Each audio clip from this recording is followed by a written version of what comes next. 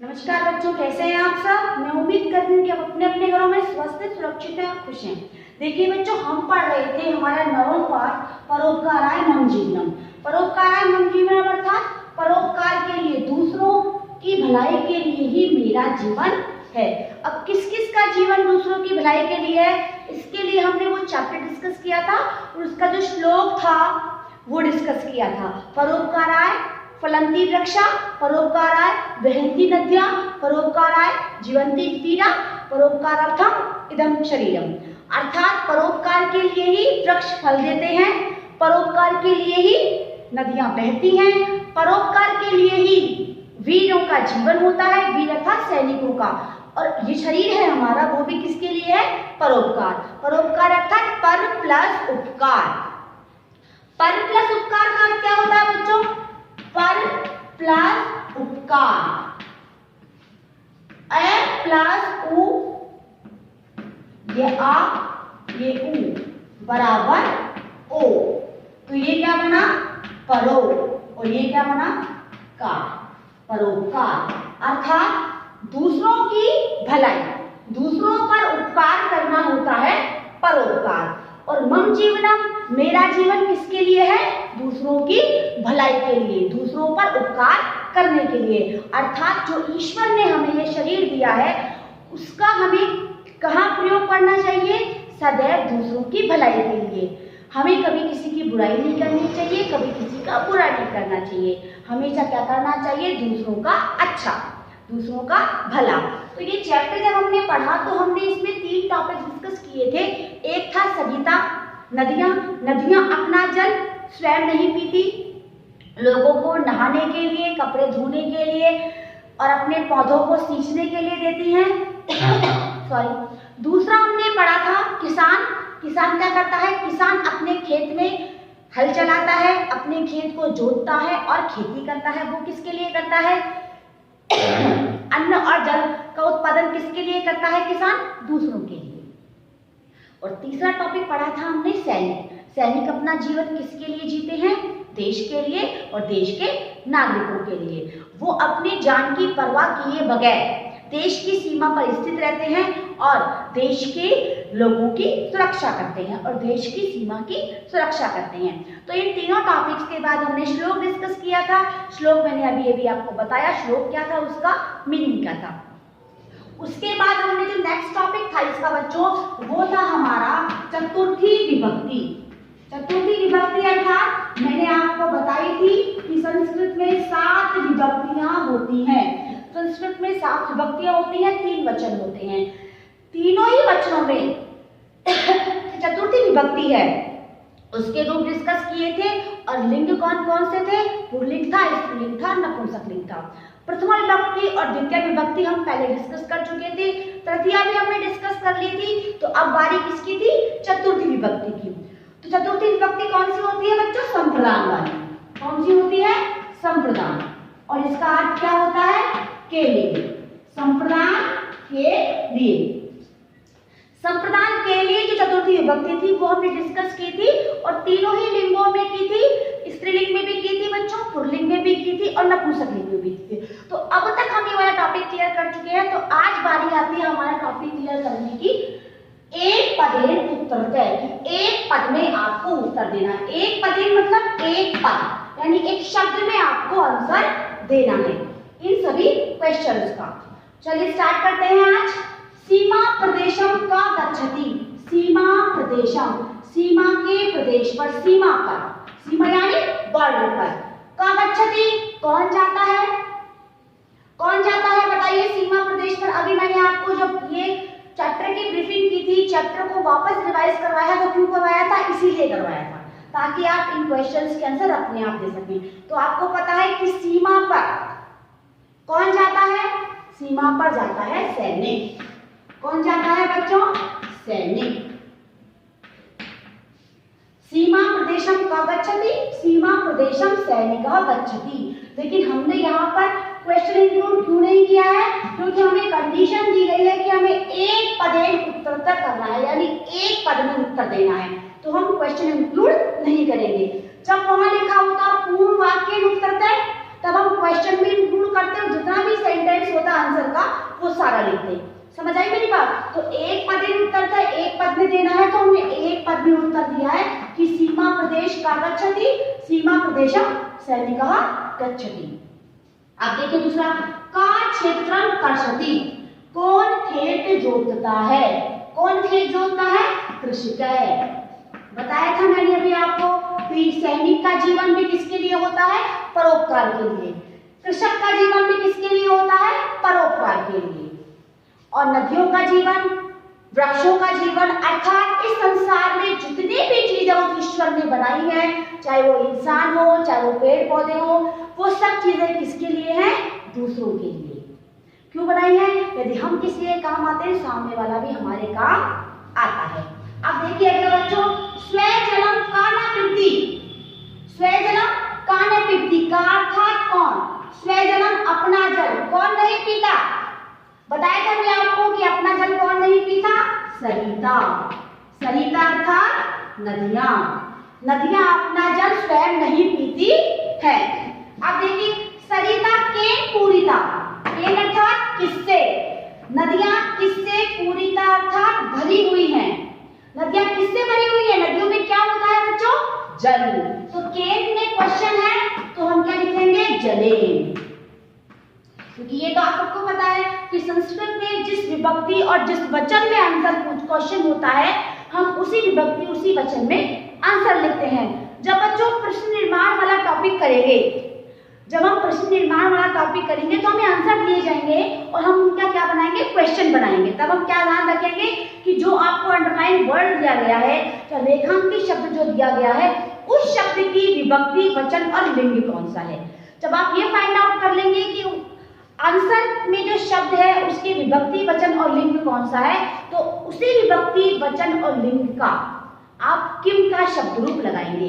उससे क्या बनेंगे? हमारे क्वेश्चन, जो आप इंग्लिश में करते हैं वो टैग क्वेश्चन, फ्रेमिंग क्वेश्चन। अब देखिए, सरिता केन पूरिता अस्ति, केन अर्थात किससे? जलेन अर्थात जल से, का अर्थात कौन, सरिता अर्थात नदी। देखिए ये है स्त्रीलिंग का एक वचन प्रथमा का, तो आंसर भी क्या है? स्त्रीलिंग का एक वचन प्रथमा का। किम शब्द रूप है ये ऊपर वाला, ठीक है।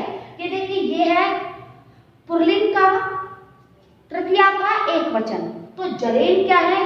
पुल्लिंग तृतीया एक वचन। अब देखिए जलेन नपुंसक लिंग में अगर यदि आप मान लेते हैं कि नपुंसक लिंग का है, तो सदैव याद रखिए बच्चों कि नपुंसक लिंग के जो शब्द रूप होते हैं वो प्रथमा और द्वितीया दो विभक्तियों में अलग अलग चलते हैं। किस किस में? प्रथमा में और द्वितीया में, इन दोनों में। इसके अलावा तृतीया, चतुर्थी, पंचमी, षष्ठी और सप्तमी सभी में जो नपुंसक लिंग के किसी के भी शब्द रूप हो, चाहे वो किम के हो, चाहे तत् के हो, चाहे एतत् के हो, चाहे कोई सर्वनाम शब्द रूप हो, कोई भी हो, वो चलेगा कैसे बच्चों? वो चलेगा पुल्लिंग की तरह। किसकी तरह? पुल्लिंग की तरह। बात समझ में आ रही है मेरी? तो देखिए जलेन क्या है? नपुंसक लिंग है, लेकिन फिर भी जलेन की तृतीया विभक्ति क्या होगी? जलेन। फल की क्या होती है? फलेन। और राम की क्या होती है? रामेन। समझ में आई वाली बात कि प्रथमा और द्वितीया के अलावा तृतीया से लेकर सप्तमी तक नपुंसक लिंग के शब्द रूप जो होते हैं वो चलते हैं पुल्लिंग के समान। क्लियर है ये बात? अब ये देखिए का कह क्या है? पुल्लिंग की प्रथमा विभक्ति का एक वचन, तो आंसर में क्या लिखा? पुल्लिंग प्रथमा विभक्ति एक वचन।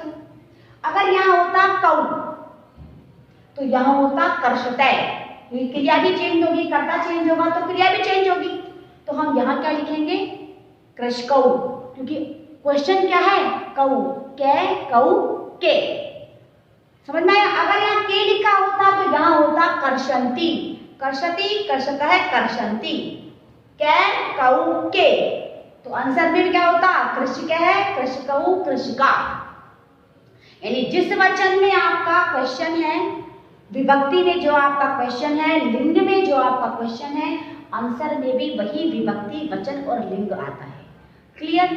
और ये आप जानते हैं कि कर्ता के अनुसार ही क्या होती है? क्रिया होती है। क्रिया कोई लिंग नहीं होता, लेकिन कर्ता यदि एक वचन का है तो क्रिया एक वचन की। पुरुष तो मैंने बता ही दिया आपको कि उत्तम कब आता है, मध्यम कब आता है, प्रथम कब आता है। क्लियर? उत्तम आता है हमेशा फर्स्ट पर्सन के लिए, यानी मेरे लिए, हम दोनों के लिए और हम सब के लिए। मध्यम कब आता है? सेकंड पर्सन के लिए, तुम्हारे लिए, तुम दोनों के लिए और तुम सब के लिए। और प्रथम जो पुरुष होता है वो आता है सबके लिए। ही, शी, इट, एनी नेम, किसी का भी नाम, इवन मेरा नाम भी आ जाएगा तो वहां भी क्या होगा? प्रथम पुरुष। मैं लिखूंगी माँ तो आएगा उत्तम पुरुष, तुम लिखूंगी तो मध्यम पुरुष, और हम किसी का नाम, इवन मेरा नाम भी लिखेंगे तो आएगा प्रथम पुरुष। तो का कौन है? कृषिका कौन है? किसान। तो किसान ना तो मैं हूं ना आप हैं, क्योंकि मैं मतलब ये वाला मैं, और तुम मतलब ये वाला तुम। मैं और तुम, मैं यानी उत्तम, तुम यानी मध्यम, और बाकी जो भी आए वो प्रथम। अब देखिए, सीमा प्रदेशम का गच्छति, सेम वही प्रोसीजर अपनाया। कौन सा? प्रथमा विभक्ति पुल्लिंग एक वचन, तो प्रथमा विभक्ति पुल्लिंग एक वचन सैनिक है। बात समझ में आई कि जिस विभक्ति वचन और लिंग में आपसे प्रश्न पूछा गया है, आपको उसका उत्तर बच्चों उसी विभक्ति वचन और लिंग में देना है। कंडीशन हमेशा यही रहेगी, इसमें कभी परिवर्तन नहीं होता। दूसरी बात, जिसका कर्ता होता है वचन, जो भी वचन का, जो भी पुरुष का, उसी वचन और पुरुष की क्रिया आती है। ये दो चीजें तो आपको सदैव याद रखनी है। अब चलिए करते हैं इसका नेक्स्ट क्वेश्चन। तो नेक्स्ट क्वेश्चन है हमारा जो, देखिए बच्चों, अब हम कर रहे हैं पूर्ण वाक्य उत्तरतः। मैंने अभी अभी आपको क्लियर किया था कि एक पदेन उत्तरतः क्या होता है और पूर्ण वाक्य उत्तरतः क्या होता है। एक पदेन उत्तरतः अर्थात आपको एक पद में उत्तर देना है, एक शब्द में आंसर देना है, और जब पूर्ण वाक्य आए तब आपको पूर्ण वाक्य में उत्तर देना है। तो देखिए, सैनिक है नागरिकाणाम किम करोति, सैनिक नागरिकों की क्या करते हैं। तो देखिए इसका आंसर आएगा सैनिक है नागरिकाणाम क्या करते हैं? सैनिक जीवन रक्षा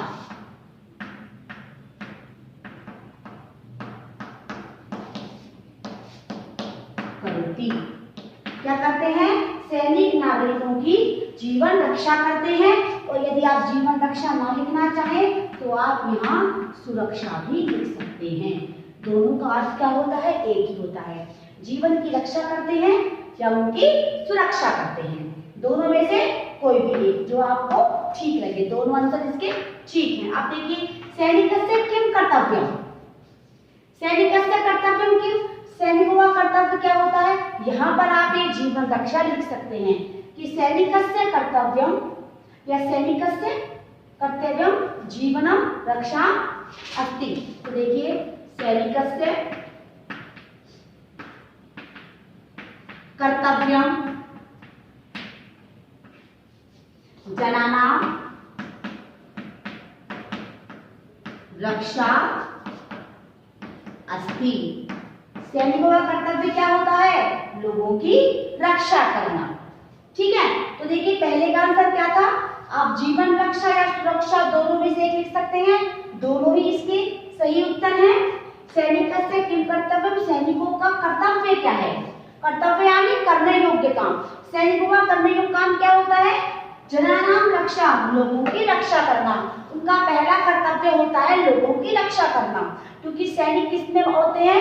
सेना में, और सेना का कर्तव्य क्या होता है? लोगों को सुरक्षा प्रदान करना। क्लियर? अब देखिए, कृषक किम करोति, किसान क्या करता है? तो कृषक है हले, कृषक हल से क्षेत्रम कर्षति, किसान हल से क्षेत्र अर्थात खेत को, कर्षति अर्थात जोतता है। किसान क्या करता है? हल से खेत को जोतता है या खेती करता है, एक ही बात। अब देखिए, कृषि है जनेभ्य किम किम गच्छति, तो देखिए कृषि है जनेभ्य किसान लोगों के लिए, किम किम क्या क्या, तो हम लिखेंगे अन्नानि वस्त्राणि, अन्नानि वस्त्राणि च यच्छति। किसान लोगों के लिए अन्न और वस्त्र यच्छति अर्थात देता है। एक बार देखिए वापस, सैनिक नागरिकाणाम किम करोति, सैनिक नागरिकाणाम सुरक्षां करोति, जीवन रक्षां करोति, दोनों ठीक हैं। सैनिकस्य किम कर्तव्यम, सैनिकस्य कर्तव्यम जनानां रक्षा अस्ति, क्या होता है, लोगों की रक्षा करना। कृषिके किम करोति, कृषिके हलेन क्षेत्रम कर्षति, किसान हल से खेत जोतता है। और कृषिके जनिर्वे किम किम यच्छति, कृषिके जनिर्वे अन्नानि वस्त्राणि च यच्छति, किसान लोगों को अन्न और वस्त्र देता है। आप देखिए नेक्स्ट हमारा क्वेश्चन है, सरिताया जलम केभ्य अस्ति, सरिता का जो जल होता है वो किसके लिए होता है, तो हम यहाँ लिखेंगे सरिताया जल अन्येभ्य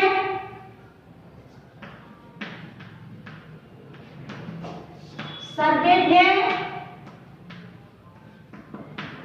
अस्ति। सरिता का जल अन्यों के लिए अर्थात दूसरों के लिए और सबके लिए होता है।